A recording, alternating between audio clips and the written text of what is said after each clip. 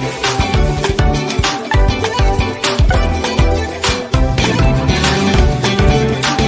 बंधुगण, आपण मानक स्वागत करुच्ची अजित गुरुजी ऑनलाइन चैनल को। आज आम पढ़ा संधि विषय जैक एक गुरुत्वपूर्ण ओडिया व्याकरणर विषय। समस्त परीक्षा षष्ठ श्रेणी आरंभ कर +3 पर्यंत से विभिन्न प्रकार प्रवेश परीक्षा प्रश्न आए। तेणु आसतु आरंभ करवा। संधि संधि क्या कहवा? परस्पर सन्निहित पूर्वपदर शेष वर्ण और परपदर आद्य वर्णर मिलन को संधि कहुए। यथा उदाहरण देखो ये देव जुक्त आलय समान देवालय। देख प्रथम पदर शेष वर्ण देव ये कौन उच्चारण आसुची अ, पर पदर कौन अच्छी आ, दुईटा मिसी कौन हो गला आ देवालय। ताले संधि प्रथम पदर शेष वर्ण और परपदर आरंभ वर्ण जोटा आद्य वर्ण मिलन को संधि कह जाए। से केते गुड़िए देखो ये अच्छी उदाहरण सम युक्त रक्षण संरक्षण, सेपरी हित युक्त उपदेश हितोपदेश, पुनः युक्त बार पुनर्बार, लंब युक्त उदर लंबोदर, पुनः युक्त उक्ति पुनरुक्ति, दिक् युक्त अंबर दिगंबर, अंत युक्त हित अंतर्हित, जगत जगत युक्त नाथ जगन्नाथ। ये संधि संधि ताले कहवा ना परस्पर सन्निहित पूर्वपदर शेष वर्ण और परपदर आद्य वर्णर मिलन को संधि कह जाए। साधारणतः संधि दुईटी वर्णर मिलन द्वारा गोटे किंबा उभय किसी परिवर्तन होता है। संधि द्वारा दुई पद एक पदर परिणत हुए। यही एक पद को संधि पद कह जाए। उच्चारणगत सौंदर्य बुद्धि ही संधिर मुख्य उद्देश्य। तद्भव और देशज शब्द रे क्वचित संधि देखा मिले, किंतु तत्सम शब्द रे संधि अधिक परिदुष्ट। ओडिया भाषा रे तत्सम शब्द मान प्रायतः संधि हेउथुवारु संधि नियम संस्कृति संधि नियमानुसार होता है। संधिर प्रकार भेद आसन देखा। संधिर प्रकार भेद सेपरि आमर विभिन्न वर्ण रही स्वर वर्ण व्यंजन वर्ण और विसर्ग को नहीं संधि होइथुवारु संधि को मुख्यतः तीन प्रकार यथा स्वर संधि व्यंजन संधि विसर्ग संधि। मन रखिए पिला माने संधि है तीन प्रकार स्वर संधि व्यंजन संधि और विसर्ग संधि। आज आम आलोचना करवा स्वर संधि संबंध में। देखंतु प्रथम स्वर संधि क्या कहवा? स्वर संधि क्या कहवा? परस्पर सन्निहित दुईटी स्वर वर्णर मिलन द्वारा जो संधि हुए ताहाकू स्वर संधि कह जाए। यथा देखो ये उदाहरण है गुण युक्त अक्षर मतलब गुणाक्षर। ये देख प्रथम पदर शेष वर्ण कौन उच्चारण आसूची गुण अ, ये आरंभ द्वितीय पदर आरंभ वर्ण कौन रही अ मिसिक है आ। ताले एठारे परस्पर सन्निहित दुईटी पद लगी सन्निहित दुईटी स्वर वर्णर मिलन द्वारा जो संधि हुए ताकू स्वर संधि कह जाए।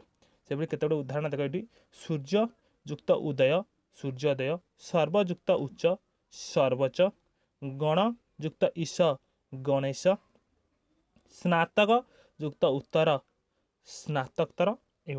एबे आसन जानिबा ए संधि विषय रे केते गुड़िए सूत्र रही जहाद्वारा कि आम सहजरे संधि निर्णय करें जे कि आम कौन भूल हम ना। तेणु प्रथम सूत्र देख अ बा आ परे अ बा आ थिले दुहे मिसी आ हुअंती। से आ कार होई पूर्व वर्ण रे युक्त हुए। कौन कहला एठी जदि अ आ परे पुणी से अ आ थिले दुहे मिसी कौन उच्चारण आसीबो ना आकार आकार होई से पूर्व वर्ण रे युक्त होई थांती। यथा ये गोटे उदाहरण देख नील युक्त अंबर नीलांबर। एठी कौन है नील युक्त अंबर माने नीलांबर। एठी तो नील अ उच्चारण आसिला युक्त अंबर ये मध्य अ समान कौन हो गला आ हवा बका ये जो आकार लगी पूर्व वर्ण रे व्यवहार हैला। कोठी पूर्व वर्ण के ना ल रे व्यवहार है कौन नीला ଅମ୍ବର। ଦେଖ ଏଠି ଆକାର ଲାଗିଗଲା ନୀଳାମ୍ବର। ନୀଳ ଯୁକ୍ତ ଅମ୍ବର ସମାନେ ନୀଳାମ୍ବର। ସେହିପରି ଦେଖ ପଟ ଯୁକ୍ତ ଅନ୍ତର ପଟାନ୍ତର। ପ୍ରଥମ ପଦର ଶେଷ ବର୍ଣ୍ଣ ଅ ଉଚ୍ଚାରଣ ଆସୁଛି, ଦ୍ୱିତୀୟ ପଦର ଆରମ୍ଭ ବର୍ଣ୍ଣ ଅ ଉଚ୍ଚାରଣ ଆସୁଛି। ଅ ମିଶିକି ଆକାର। ପଟ ଯୁକ୍ତ ଅନ୍ତର ପଟାନ୍ତର। ନର ଯୁକ୍ତ ଅଧମ ନରାଧମ। ସୁର ଯୁକ୍ତ ଅସୁର ସୁରାସୁର। ସେହିପରି ଆଉ ଦେଖ ଦଶ ଯୁକ୍ତ ଆନନ ଦଶାନନ। ଏଠି ପ୍ରଥମେ ଦଶ କ'ଣ ଉଚ୍ଚାରଣ ହେଲା ଅ, ଆନନ ଯୁକ୍ତ ଆ ସମାନ ସେଇ ମଧ୍ୟ ଆ।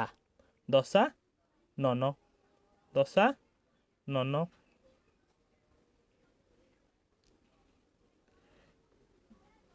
ଦଶାନନ। ତ ଏକ ଯୁକ୍ତ ଆତ୍ମା ଏକାତ୍ମା। ଏକ ଅଯୁକ୍ତ ଆ ଏକାତ୍ମା। ଦଣ୍ଡ ଯୁକ୍ତ ଆଦେଶ ଦଣ୍ଡାଦେଶ। ସୁଧା ଯୁକ୍ତ ଅଂଶୁ। ଏଠି କ'ଣ ହେଲା ସୁଧା। ଆ ଯୁକ୍ତ ଅ ସମାନ ହେଇଗଲା ଆ। ସୁଧା ଯୁକ୍ତ ଅଂଶୁ ସୁଧାଂଶୁ। ମହାଯୁକ୍ତ ଅନ୍ଧକାର ମହାନ୍ଧକାର। ଚିତ୍ତା ଯୁକ୍ତ ଅଗ୍ନି ଚିତ୍ତାଗ୍ନି। ଦୟା ଯୁକ୍ତ ଅବତାର ଦୟାବତାର। ତୃଷା ଯୁକ୍ତ ଆର୍ତ ତୃଷାର୍ତ। ମହା ଯୁକ୍ତ ଆକାଶ। ଏଠି ଦେଖନ୍ତୁ ଲକ୍ଷ୍ୟ ରଖନ୍ତୁ ପିଲାମାନେ, ମହା ଯୁକ୍ତ ଆକାଶ। ଏଠି କ'ଣ ହେଇଥିଲା ପ୍ରଥମେ କହିଥିଲି ଅ ଆ ମିଶନ୍ତୁ କିମ୍ବା ଆ ମିଶନ୍ତୁ ସେଇ ଆ ହିଁ ରହିବ ମହା। ଏଠି ଉଚ୍ଚାରଣ କ'ଣ ଆସୁଛି ଦ୍ୱିତୀୟ ବର୍ଣ୍ଣର ପ୍ରଥମ ପଦର ଦ୍ୱିତୀୟ ବର୍ଣ୍ଣ କ'ଣ ଉଚ୍ଚାରଣ ଆସୁଛି ଆ। ଏଠି ଅଛି ମଧ୍ୟ ଆ, ସେଇ ହବ ଆ ହେଲା। କ'ଣ ହେଲା ଏଠି ମହା ଯୁକ୍ତ ଆକାଶ ମହାକାଶ। ସଦା ଯୁକ୍ତ ଆନନ୍ଦ ସଦାନନ୍ଦ। କରୁଣା ଯୁକ୍ତ ଆକର କରୁଣାକର। ଏଇଭଳି। ତାପରେ ଦେଖ ସୂତ୍ର 2 କ'ଣ, ଯଦି ଇ ବା ଇ ପରେ ସେଇ ଇ ହସଇ ବା ଦୀର୍ଘଇ ପରେ ପୁଣି ହସେଇ ବା ଦୀର୍ଘେଇ ଥିଲେ ଦୁହେଁ ମିଶି କ'ଣ ହେବେ ସେଇ ଦୀର୍ଘେଇ ହୁଅନ୍ତି। ସେହିପରି ଯେଉଁ ଦୀର୍ଘେଇ ଇକାର ହୋଇ ସେଇ ପୂର୍ବ ବର୍ଣ୍ଣରେ ଯୁକ୍ତ ହୋଇଥାନ୍ତି। ଯଥା ଦେଖନ୍ତୁ ଉଦାହରଣ ଅତି ଯୁକ୍ତ ଇବ ଅତୀବ। ଏଠି ଦେଖ ଅତି ଯୁକ୍ତ ଇବ। ଏଠି କ'ଣ ଉଚ୍ଚାରଣ ହେଲା ଇ ଯୁକ୍ତ ଇ କ'ଣ ହେଇଗଲା ଦୀର୍ଘେଇ ହେଲା। ଅତି ଯୁକ୍ତ ଇବ ଅତୀବ। ସେପରି ଅତି ଯୁକ୍ତ ଇତ ଅତୀତ ହେଲା। ରବି ଯୁକ୍ତ ଇନ୍ଦ୍ର ରବୀନ୍ଦ୍ର। ମୁନି ଯୁକ୍ତ ଇନ୍ଦ୍ର ମୁନୀନ୍ଦ୍ର। ଅଭିଯୁକ୍ତ ଇଷ୍ଟ ଅଭୀଷ୍ଟ। ପ୍ରତିଯୁକ୍ତ ଇତ ପ୍ରତୀତ। ଏଠି ପିଲାମାନେ ଦେଖ ଗିରି ଯୁକ୍ତ ଈଶ ଗିରିଶ। ଦେଖ ଗିରି ଯୁକ୍ତ ଈଶ ଗିରିଶ। ଏଠି କ'ଣ ହେଲା ଗିରି ଇ ହସଇ ଦୁଘ ଯୁକ୍ତ ଦୀର୍ଘଇ ସମାନ କ'ଣ ହେଇଗଲା ସେଇ ଦୀର୍ଘେଇ। ତାହେଲେ ଦେଖନ୍ତୁ ଗିରି ଯୁକ୍ତ ଈଶ କ'ଣ ହେଲା ଗିରିଶ। ସେହିପରି ଅଧି ଯୁକ୍ତ ଈଶ୍ୱର ଅଧୀଶ୍ୱର। ସେଇ ହସଇ ମିଶାଣ ଦୀର୍ଘଇ ମିଶିକି ହେଲା ସେଇ ଦୀର୍ଘଇକାର ସେଇ ପୂର୍ବ ବର୍ଣ୍ଣରେ ବ୍ୟବହାର ହବ ଧରେ ହେଲା। ଯେଉଁ ପ୍ରଥମ ପଦର ଶେଷ ବର୍ଣ୍ଣରେ ସେଇ ଦୀର୍ଘଇକାର ହିଁ ଲାଗିବ। ଦେଖ ଏଇଠି ଗୋଟେ ଗୁରୁତ୍ୱପୂର୍ଣ୍ଣ ପ୍ରଶ୍ନ, ପରିଯୁକ୍ତ ଇକ୍ଷା ସମସ୍ତ ପରୀକ୍ଷାରେ ଆସେ। ପରିଯୁକ୍ତ ଇକ୍ଷା ହେଲେ ପରୀକ୍ଷା। ଦେଖ ଇ ଯୁକ୍ତ ଦୀର୍ଘେଇ ସେମାନେ ହେଲା ଦୀର୍ଘେଇ। ପରିଯୁକ୍ତ ଇକ୍ଷା ପରୀକ୍ଷା। ସେହିପରି ଆପଣଙ୍କର ମହି ଯୁକ୍ତ ଇନ୍ଦ୍ର ମହୀନ୍ଦ୍ର। ଗୁଣୀ ଯୁକ୍ତ ଇନ୍ଦ୍ର ଗୁଣୀନ୍ଦ୍ର। ସଚି ଯୁକ୍ତ ଇନ୍ଦ୍ର ସଚିନ୍ଦ୍ର। ରଜନୀ ଯୁକ୍ତ ଈଶ ରଜନୀଶ। ଭବାନୀ ଦୀର୍ଘେଇ ଦେଖ ଦୀର୍ଘେଇ ଦୀର୍ଘେଇ। ଏଠି ଦେଖ ଭବାନୀ ଯୁକ୍ତ ଈଶ ଭବାନୀଶ। ଏଠି କ'ଣ ହେଲା ଦୀର୍ଘଇ ଦୀର୍ଘଇକାର ଭବାନୀ ଦୀର୍ଘେଇ ଯୁକ୍ତ ଈଶ ମଧ୍ୟ ଦୀର୍ଘେଇ ଯୁକ୍ତ ସେଇ ଦୀର୍ଘେଇ ସେଇ କ'ଣ ହେଇଗଲା ଦୀର୍ଘେଇକାର। ଦେଖ ଏଇ ଦୀର୍ଘଇକାର ବ୍ୟବହାର ହେଇଛି କେଉଁଠିରେ ନରେ। ଶେଷ ଅକ୍ଷର କହିଥିଲି ପ୍ରଥମ ପଦର ଶେଷ ଅକ୍ଷରରେ ସେଇ କାର ବ୍ୟବହାର ହବ। କ'ଣ ହେଲା ଭବା ନିଶ। ସେମିତି ମହି ଯୁକ୍ତ ଈଶ୍ୱର ଦୀର୍ଘଇ ଦୀର୍ଘଇ ମହି ଯୁକ୍ତ ଈଶ୍ୱର ମହୀଶ୍ୱର। ତାପରେ ସୂତ୍ର ଦେଖ ପିଲାମାନେ, ଆପଣ ଯଦି ପ୍ରଥମ ହେଲା ହସଉ ବା ଦୁର୍ଘଉ ପରେ ସେଇ ହସଉ ବା ଦୁର୍ଘଉ ଥିଲେ ଦୁହେଁ ମିଶି ସେଇ ଦୁର୍ଘଉ ହୁଅନ୍ତି। ସେଇ ଦୁର୍ଘଉ ବର୍ଣ୍ଣ ଉକାର ହୋଇ ପୂର୍ବ ବର୍ଣ୍ଣରେ ଯୁକ୍ତ ହୋଇଥାନ୍ତି ହେଲା। ତାହେଲେ ଦେଖନ୍ତୁ ପ୍ରଥମ ଉଦାହରଣ ସାଧୁଯୁକ୍ତ ଉକ୍ତି ସାଧୁକ୍ତି ଏଠି କ'ଣ ଉଚ୍ଚାରଣ ଆଇଲା ହସଉ ଯୁକ୍ତ ହସଉ ସମାନ କ'ଣ ହେଇଯିବ ଦୁଘଉ ହେଲା। ଦୁଘଉ ହେଇଯିବ ଆଉ ଦୁଘଉ କ'ଣ ଲାଗିବ ତା ଦୁଘଉ କାର ଲାଗିବ ହେଲା। ତା ଦେଖ ସେଇଠି ଦେଖ ସାଧୁ ଯୁକ୍ତ ଉକ୍ତି ସାଧୁକ୍ତି ମରୁ ଯୁକ୍ତ ଉଦ୍ୟାନ ମରୁ ଉଦ୍ୟାନ ହେଲା। ପୂର୍ବବର୍ଣ୍ଣରେ ଦୁଘକାର ଲାଗୁଛି। କଟୁ ଯୁକ୍ତ ଉକ୍ତି କଟୁକ୍ତି କଟୁ ଯୁକ୍ତ ଉକ୍ତି କଟୁକ୍ତି ଭାନୁ ଯୁକ୍ତ ଉଦୟ ଭାନୁ ଉଦୟ। ଆପଣ ଦେଖ ପରବର୍ତ୍ତୀ ଦେଖ ସେଇ ଉଦାହରଣ ଅନୁସାରେ ଦେଖ ଏଠାରେ କ'ଣ ଅଛି ଏଠି ଲଘୁ ଯୁକ୍ତ ଉର୍ମି। ଏଠି ଦେଖ ପ୍ରଥମେ ହସ ଉଚ୍ଚାରଣ ଆସିଲା ହସଉ ଅଛି ଲଘୁ ଉ ଯୁକ୍ତ ଦୁର୍ଘଉ କ'ଣ ହେଇଗଲା ସେଇ ଦୁର୍ଘଉ ଲଘୁ ଯୁକ୍ତ ଉର୍ମି ଲଘୁର୍ମି। ସିନ୍ଧୁ ଯୁକ୍ତ ଉର୍ମି ସିନ୍ଧୁ ଉର୍ମି। ତାପରେ ଦେଖନ୍ତୁ ସୂତ୍ର ଲକ୍ଷ୍ୟ ରଖନ୍ତୁ ଅ ବା ଆ ପରେ ଯଦି ଇ ବା ହସେଇ ଥିଲେ ଦୁହେଁ ମିଶି କ'ଣ ହେବେ ଏ ହୁଅନ୍ତି। ସେଇ ଏ ବର୍ଣ୍ଣ ଏ କାର ହୋଇ ପୂର୍ବବର୍ଣ୍ଣ ଯୁକ୍ତ ହୁଅନ୍ତି। ଏଠି କ'ଣ କୁହାହେଲା ଯଦି ଅ ଥିବ ତାପରେ ଯଦି ଇ ହେଲା ତାହା ହେବ ଏ। ସେହିପରି ଯଦି ଆ ଥିବ ଯଦି ଏଠି ଇ ହେଲା ହେବ ଏ ହେଲା। ଆପଣଙ୍କର ଯଦି ସେହିପରି ଆ ସହିତ ଦୀର୍ଘେଇ ଲାଗିଲା ତାହା ମଧ୍ୟ ସେ ହେଇଯିବ ଏ। ଆପଣ ଯଦି ସେହିପରି ଅ ପରେ ଯୁକ୍ତ ଦୀର୍ଘେଇ ଲାଗିବ ତା ମଧ୍ୟ କ'ଣ ହେଇଯିବ ସେଇ ଏ ହୋଇଯିବ ହେଲା। ତାପରେ ଦେଖନ୍ତୁ ଉଦାହରଣ ଦେଖନ୍ତୁ ମନେ ରଖିବା ପ୍ରଥମ ପଦର ଶେଷ ବର୍ଣ୍ଣ ଉଚ୍ଚାରଣ କ'ଣ ଆସୁଛି ଅ ନର ଯୁକ୍ତ ଇନ୍ଦ୍ର ସମାନେ ନରେନ୍ଦ୍ର। ଏଠି କ'ଣ ଆଇଲା ଅ ଉଚ୍ଚାରଣ ଆଇଲା ଅଯୁକ୍ତ ଇ ଆପଣଙ୍କୁ କହିଥିଲି ଏ ହେବ ଏ କାର ଅର୍ଥାତ୍ ଏ କାର ଲାଗିବ କେଉଁଠିରେ ଯେଉଁ ପ୍ରଥମ ପଦର ଶେଷ ବର୍ଣ୍ଣରେ ନର ଯୁକ୍ତ ଇନ୍ଦ୍ର ସମାନ ନରେନ୍ଦ୍ର। ସେହିପରି ଦେଖନ୍ତୁ ପଞ୍ଚ ଯୁକ୍ତ ଇନ୍ଦ୍ରିୟ ପଞ୍ଚେନ୍ଦ୍ରିୟ ଶୁଭ ଯୁକ୍ତ ଇଚ୍ଛା ଶୁଭେଚ୍ଛା। ଏଠି ଅ ଆସୁଛି ଏଠି ଯୁକ୍ତ ଇ ଏ କାର ଲାଗିବ। ଜ୍ଞାନ ଯୁକ୍ତ ଇନ୍ଦ୍ରିୟ ଜ୍ଞାନେନ୍ଦ୍ରିୟ ଗଣ ଯୁକ୍ତ ଈଶ ଗଣେଶ। ଏଠି ଦେଖନ୍ତୁ କ'ଣ ଆଇଲା ଅ ଯୁକ୍ତ ଏଠି କ'ଣ ଆଇଲା ଦୀର୍ଘେଇ କ'ଣ ହେଇଗଲା ଏ ହେଲା ବା ଏ କାର ଲାଗିବ କେଉଁଠିରେ ତା ପୂର୍ବପଦର ଶେଷ ବର୍ଣ୍ଣ ଯେଉଁ ଉଚ୍ଚାରଣରେ ସେଇଠି ଲାଗିବ ଏ। ଗଣ ଯୁକ୍ତ ଈଶ କ'ଣ ହେଇଗଲା ଗଣେଶ। ରାମ ଯୁକ୍ତ ଈଶ୍ୱର ରାମେଶ୍ୱର ଦେବ ଯୁକ୍ତ ଈଶ ଦେବେଶ ଧନ ଯୁକ୍ତ ଈଶ୍ୱର ଧନେଶ୍ୱର ଭୁବନ ଯୁକ୍ତ ଈଶ୍ୱରୀ ଭୁବନେଶ୍ୱରୀ। ତାପରେ ଦେଖନ୍ତୁ ପିଲାମାନେ ମହାଯୁକ୍ତ ଇନ୍ଦ୍ର ମହେନ୍ଦ୍ର ଯଥା ଯୁକ୍ତ ଇଷ୍ଟ ଯଥେଷ୍ଟ। ଏଠାରେ କ'ଣ ହେଉଛି ପିଲାମାନେ ଦେଖ ଏଠି ଯଥା ଆ ଯୁକ୍ତ ଇ ହେଲା। ଏଇ ଦେଖ ଏଠି ମହା ଯୁକ୍ତ ଈଶ୍ୱର ଏଠି ଆ ଉଚ୍ଚାରଣ ଆଇଲା ଏଠି ଅଛି ଦୀର୍ଘେଇ ସେଇ ମଧ୍ୟ ହେବ ଏ ହେଲା।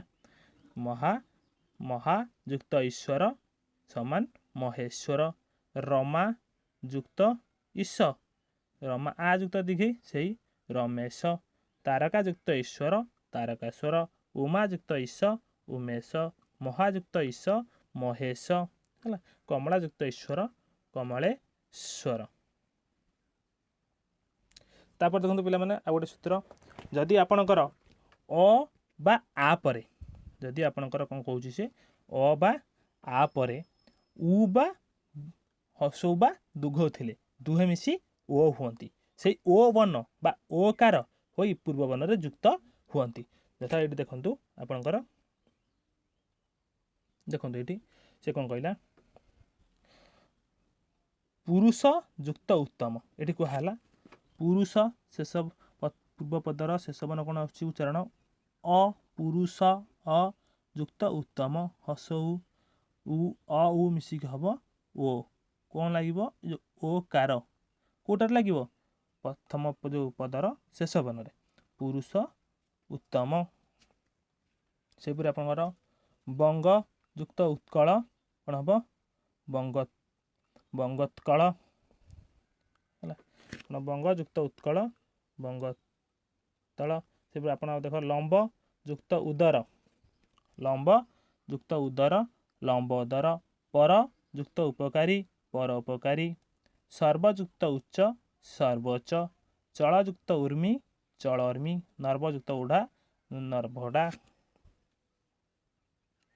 से देख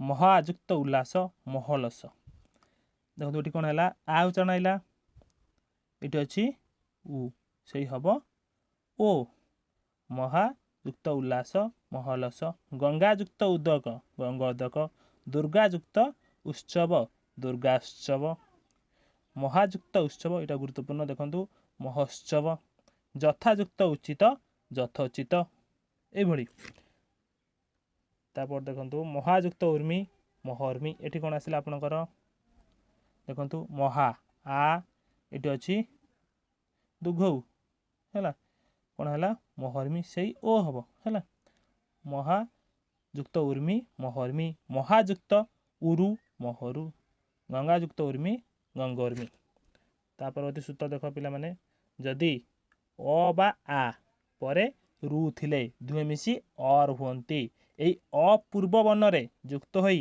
एवं र बा रेफ होई पर वर्ण रे युक्त हुए यथा देख ये उदाहरण देख देव देव युक्त ऋषि देवर्षि ये कौन है अ युक्त रु कौन हो गला और ये जो अरटा कौन हो रेफ रेफ आकर व्यवहार हम देव युक्त ऋषि देवर्षि से देखो आपंकर ब्रह्मयुक्त ऋषि ब्रह्मर्षि सप्तयुक्त ऋषि सप्तर्षि राजा सेमती आयुक्त रु सेमती रेफ हो राजायुक्त ऋषि राजर्षि महायुक्त ऋषि महर्षि है आप पर सूत्र देख अ बा आ परे अ बा आ परे ए बा ऐ थिले अ बा आ परे ए बा ऐ थिले दुहे मिसी ऐ हुअंती यही ऐकार होई पूर्ववर्ण युक्त होई थाए यथा देख जदि अ परे ए बा ऐ थिले जन युक्त एक ये कौन उच्चारण है अ युक्त ए ये कौन हो ऐकार है सॉरी कौन हो ऐ आपणकर जो ऐ बा ऐ कार है देख जन युक्त एक जैनैक जन युक्त एव जैनैव अनयुक्त एक ऐनैक ये है आप देख मत युक्त ऐक ये कौन है अयुक्त ऐ अयुक्त ऐ से ऐ हम से ऐ है ऐकार ही व्यवहार हम मतयुक्त ऐक्य मैतैक्य तथायुक्त एव तैथैव ये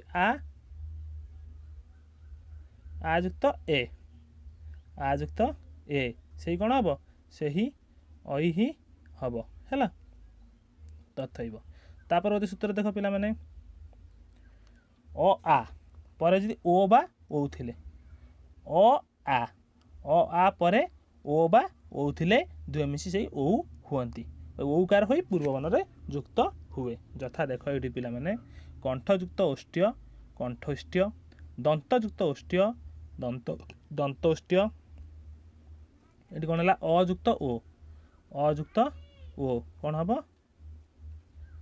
से ओ अयुक्त ओ से हम ओ जलयुक्त उका जलौका है वनयुक्त औषधि ओ हेले से ओ हेले से ओ देख वन युक्त औषधि वनौषधि अयुक्त ओ से ओ है वनौषधि सर्वयुक्त औषधि सर्वौषधि दिव्ययुक्त औषध दिव्यौषध महायुक्त औषधि महौषधि है तापर देख तो पिला माने सूत्र देख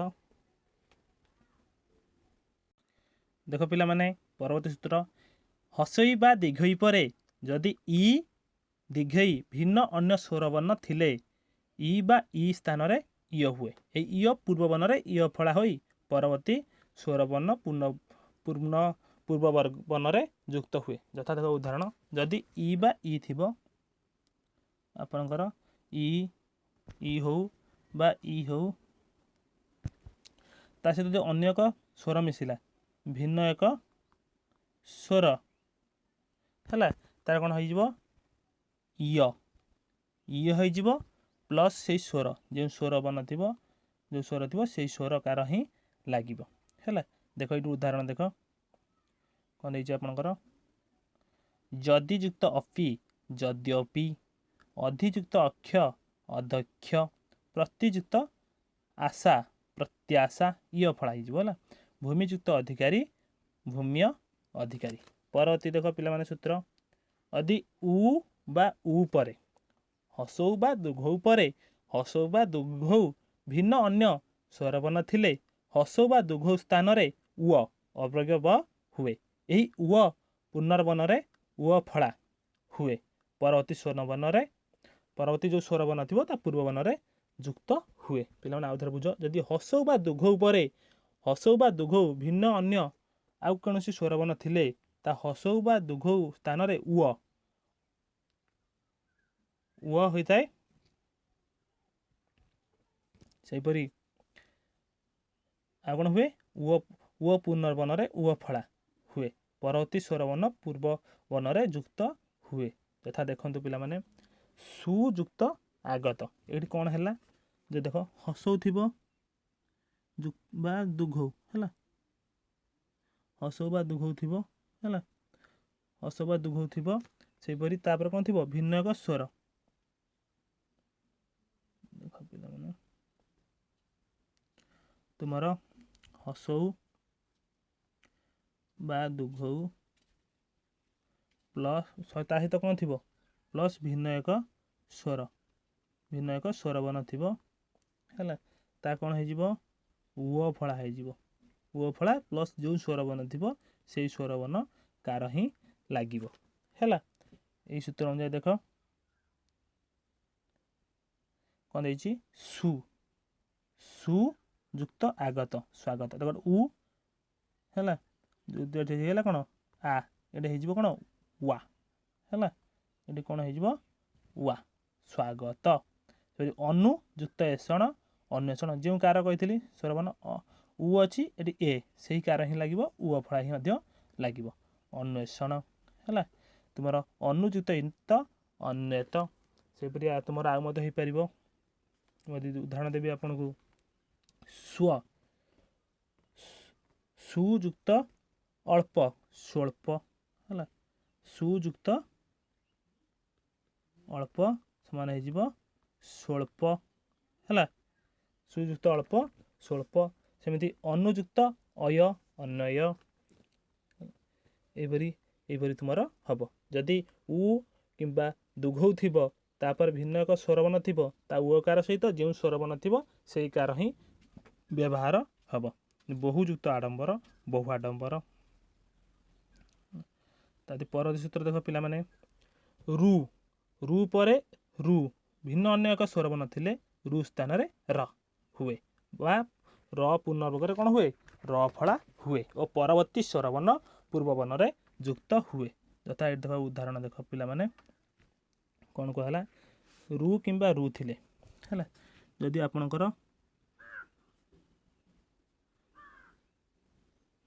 ରୁ ବା ରୁ ଥିବ ହେଲା, ତା ସହିତ କ'ଣ ଥିବ? ଯୁକ୍ତ ଭିନ୍ନ ସ୍ୱରବର୍ଣ୍ଣ, ଅନ୍ୟ ଏକ ଭିନ୍ନ ସ୍ୱରବର୍ଣ୍ଣ, ତାହେଲେ ସେଇଟା କ'ଣ ହେଇଯିବ?